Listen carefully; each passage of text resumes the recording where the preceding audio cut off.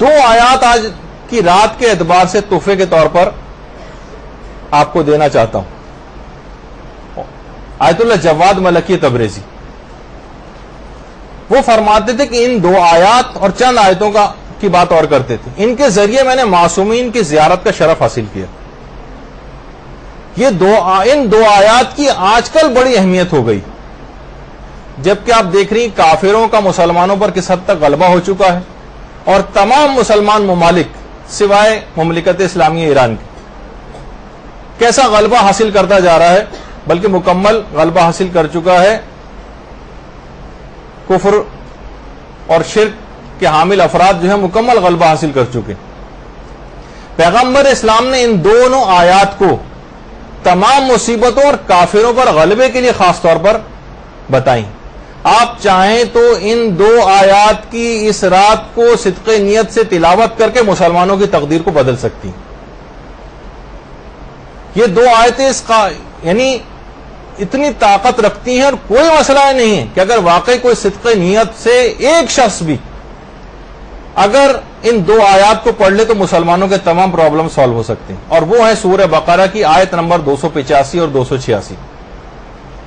آیت نمبر 285 آمن الرسول بما انزل الیہ من ربہ سے لے کر اور اس کے بعد فانصرنا علی القوم الکافرین. آیت نمبر 285 اور آیت نمبر 286 یہ آپ نوٹ کر لیجئے. آیت نمبر 285 اور 286 سورہ بقرہ. اچھا, یہ آیات پیغمبر اسلام کو شب معراج پروردگار کی طرف سے تحفے میں عنایت ہوئی تھی, اور مجموع البیان کی پہلی جلد میں بھی ہے کہ جب پیغمبر اسلام سدرۃ المنتہا پہ پہنچے تو 3 تحفے پروردگار کی طرف سے پیغمبر اسلام کو ملے. 5 وقت کی نماز, سورہ بقرہ کا آخری حصہ, اور پیغمبر کی امت کے لیے ان لوگوں کی بخشش جنہوں نے کوئی شرک نہ کیا ہو. اور باقاعدہ تفسیر ابن کثیر میں پیغمبر اسلام سے مروی روایت بھی ہے کہ خدا نے زمین و آسمان کی خلقت سے 2000 سال پہلے جو تحریر لکھی تھی وہ سورہ بقرہ کی یہ آخری آیات تھی. زمین و آسمان کی خلقت سے 2000 سال پہلے یہ سورہ بقرہ کی یہی 2 آخری آیات ہیں. اور یہ وہ آیات ہیں کہ جس گھر میں بھی یہ 3 شب بھی پڑھی جائیں, صرف 3 راتوں تک, شیطان اس گھر میں پھر پھٹک نہیں سکتا. اور پیغمبر اسلام یہ بات بھی بیان فرماتے تھے کہ جو نماز عشاء کے بعد ان آیات کو پڑھے گا وہ قیام لیل سے بھی معاف ہو جائے گا. یعنی اگر وہ اس رات کو بالفرض نماز نہیں بھی پڑھ پاتا ہے تب بھی اس کو پورا ثواب مل جائے گا. باقاعدہ تفسیر صافی کی پہلی جلد کے اندر اس روایت کو لکھا گیا. اور پیغمبر اسلام یہ بات بیان فرماتے ہیں کہ یہ آخری 2 آیات قرآن بھی ہیں, دعا بھی ہیں, اور خدا کی خوشنودی بھی. یہ 2 آیتیں جو ہیں پیغمبر اسلام سے لوگوں نے آ کے عرض کی کہ یا رسول اللہ, ثابت بن قیس ایک صحابی ہیں, ہم دیکھتے ہیں کہ روزانہ ایک روشن چراغ کی طرح سے ایک نور ان کے گھر سے بلند ہو رہا ہوتا ہے. پیغمبر اسلام نے فرمایا وہ سورہ بقرہ کی تلاوت کرتے ہیں, اس وجہ سے ایسا ہوتا ہے.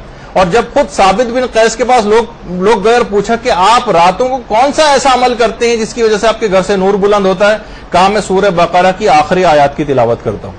یہ سورہ بقرہ کی آخری آیات. چوتھے امام فرماتے ہیں کہ جو سورہ بقرہ کی ابتدائی 4 آیتیں اور آیت الکرسی ہم فیہا خالدون تک, اور سورہ بقرہ کی آخری آیات جو شخص بھی پڑھ لے گا, یہ جو ابھی 2 آیتیں آپ کے سامنے, اس کی جان و مال پر کوئی آفت نہیں آئے گی, شیطان اس کے قریب نہ پھٹکے گا, اور قرآن کو کبھی فراموش نہیں کرے گا. تفسیر صافی کی پہلی جلد میں.